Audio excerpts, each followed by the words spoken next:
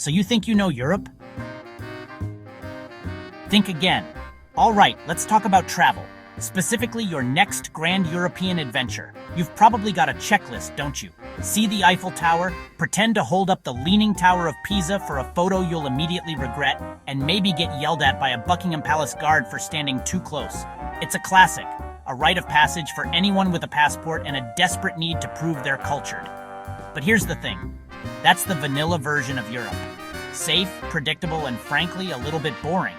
If you want the real, unfiltered, gloriously weird experience, you need to venture off the beaten path. You need to go to Hungary.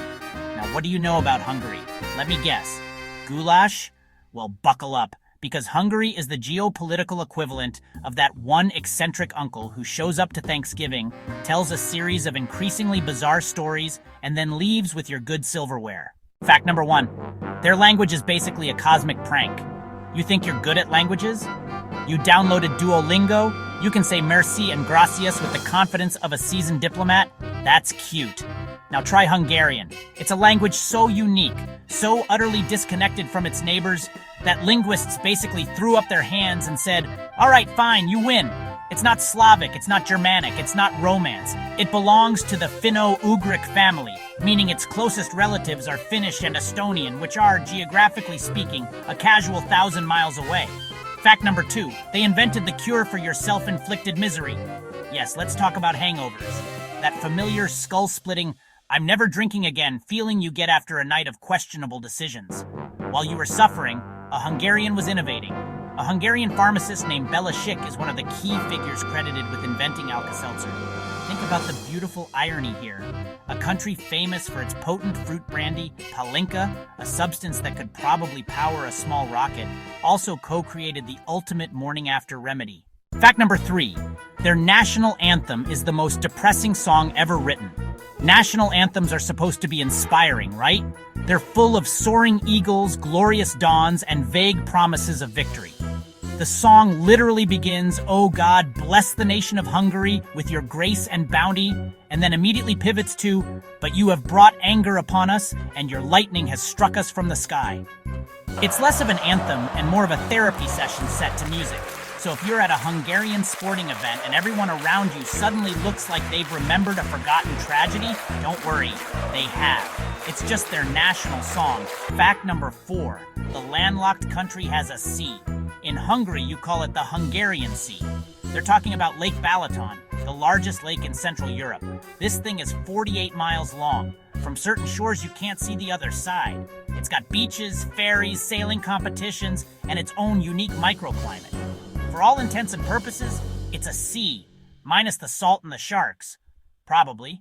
Fact number 5, they wrote the world's most famously depressing song. As if having a national anthem that doubles as a cry for help wasn't enough, Hungary also gifted the world a song so famously sorrowful it was nicknamed the Hungarian Suicide Song.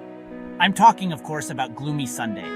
Composed in 1933 by Rezo Seres, the song is a haunting melody about a lover mourning their deceased partner and contemplating joining them in the afterlife. The BBC even banned the Billie Holiday version during World War II, fearing it would damage public morale. Think about that. In the middle of the Blitz, with bombs falling from the sky, the British government was worried a sad song from Hungary was the real threat. Fact number 6. They are obsessed with paprika. And no, I don't mean that cute little shaker of reddish dust you have from 2011 and have used twice. In Hungary, paprika is a way of life. It's a religion, the foundation of their entire cuisine. There are entire museums dedicated to it. They have dozens of varieties, sweet, eddies, hot, arrows, and they use it in everything. Goulash, stews, sausages, sauces, spreads, breakfast cereal, I wouldn't be surprised. Fact number 7. Hungarians basically invented Hollywood. You might think of Hollywood as an all-American dream factory. Born from the California sun? Wrong. It was largely built by Hungarian immigrants. These were the men who created the studio system. They pioneered the very idea of the blockbuster. They fled political turmoil in Europe, and with sheer ambition and a healthy dose of showmanship, they built an industry from the ground up. So every time you watch a classic Hollywood film, you're basically consuming a Hungarian cultural product. You're welcome. Fact number 8. They have a theme park full of old communist statues, Memento Park. Giant, intimidating statues standing in an open field, Lenin, Marx, other assorted communist heroes. It's like a Disneyland for fallen ideologies. You can wander among colossal monuments, all while eating ice cream and buying souvenirs. There's a gift shop where you can buy replica medals and listen to a compilation of songs from the international labor movement. There's even a Trabant, the famously terrible East German car, that you can sit in. Fact number 9. The Rubik's Cube is actually a Hungarian plot to make you feel stupid. That colorful little cube that's taunted generations. The one that sat on your childhood desk, a monument to your intellectual failures. Invented in 1974 by Hungarian sculptor and architecture professor Erno Rubik. He didn't even make it as a toy. He made it as a teaching tool to explain three-dimensional geometry. It became one of the best-selling toys in history, by accident. An accident that unleashed a global epidemic of anxiety and inadequacy. The perfect Hungarian invention. Intellectual, a little maddening, and beautifully simple yet deeply complex in design. Fact number 10. There's a statue of a man who wrote a book about how sad he was. In Budapest City Park sits a hooded figure on a bench looking utterly defeated. His face is obscured and he's clutching a giant pen. This is anonymous, the unknown notary and chronicler to a 12th century king. The pen is polished bright from thousands of tourists and students touching it for good luck. People hope it'll cure their writer's block. It's an oddly beautiful, slightly pathetic tradition.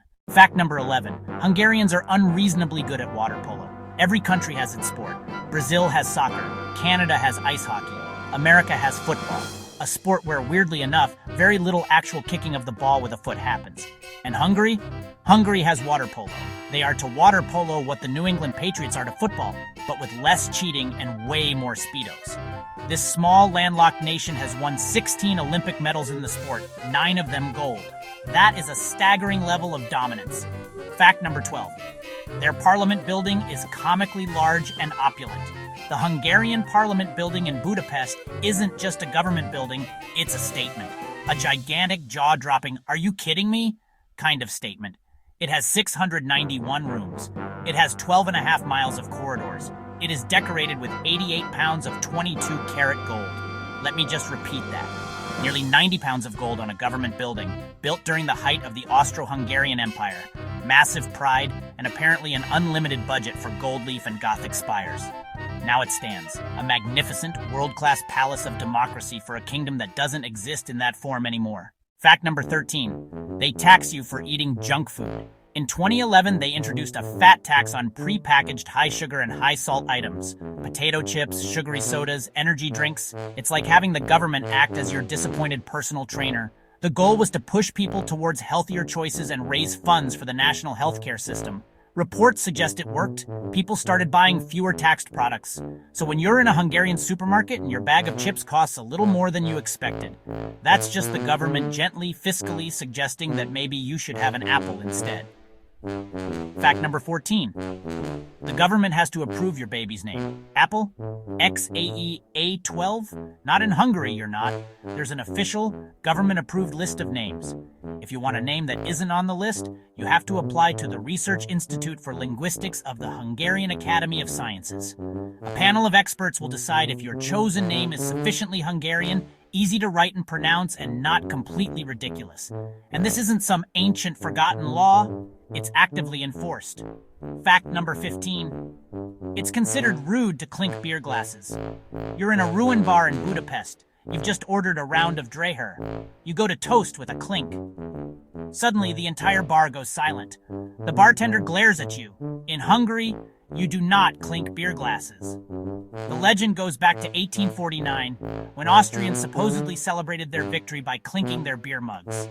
Hungarians vowed not to clink beer glasses for 150 years. The 150 years were officially up in 1999. Old habits die hard. Older generations still avoid clinking. You can toast, you can raise your glass, you can say a jizzagidre if you dare, but you do not make contact. So, there you have it.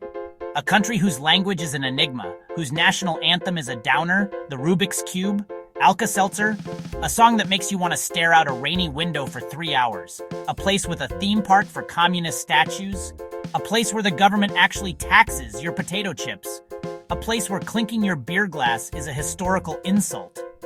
This is not the Europe you see in travel brochures. This is not a country that's trying to be neat, tidy, or easy to understand, and that is exactly what makes it so magnificent. If you travel to be comforted, go to Paris. If you travel to eat pasta and see old paintings, go to Florence. There's nothing wrong with that. But if you travel to be challenged, to be confused, to be utterly and completely surprised, you really need to go to Hungary. It's tragic, it's hilarious, it's brilliant, it's baffling. Feel its history in the music. Feel it in the architecture. Feel it in the strange social customs. It refuses to be boring. Your trip to Hungary won't be a simple, relaxing vacation. It will be an education. It'll be a comedy. A delightful series of wait, what? Moments. You'll leave with more questions than answers, with a newfound appreciation for paprika, with a travel story far juicier than paying 15 euros for a Coke near the Colosseum. So do yourself a favor. Ditch the predictable itinerary. Embrace the weird. Book a ticket to Budapest. Prepare to have your mind blown. Prepare to have your tongue twisted. Prepare for your expectations to be completely shattered. It'll be the best, most gloriously weird mistake you ever make.